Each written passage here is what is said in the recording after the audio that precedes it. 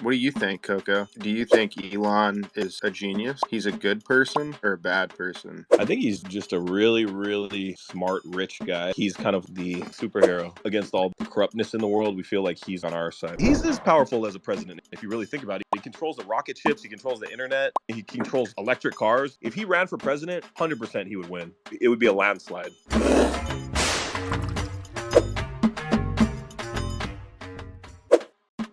What do you think, Coco? Do you think Elon is a genius? And do you think that he's a good person or a bad person? I think he's just a really, really smart, rich guy that doesn't like all the other rich, powerful people. And I think he's kind of more like us than they are.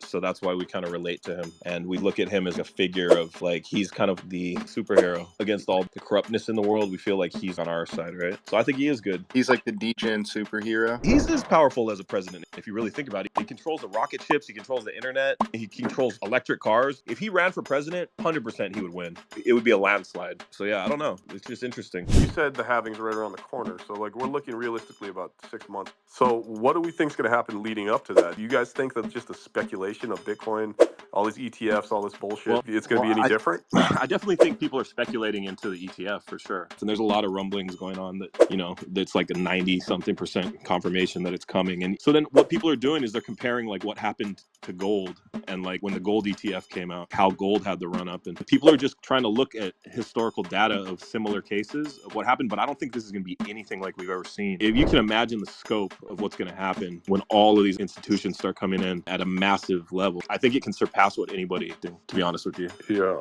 It's funny, like when you hit on a shit coin, even if it's the same amount of money you make, it's just a different feeling because you're taking such a fucking gamble at it, right? Like if you hit like a 30x on a shit coin, that feels better than making the proper play. That dopamine hit, bro. Exactly. It's the best hit you're ever going to make in your life. You know what's good about it too? Like when you do hit on one, it's such a small entry that you're usually coming in with like, underneath, that when you do have those run-ups, you don't really care as much about the profits. Like you're willing to risk it because you only put a little bit in, right? If you're jumping in with 10, 20 ETH, if that thing's not performing and it drops 20%, you're losing a chunk, you know what I mean? So it's a different vibe.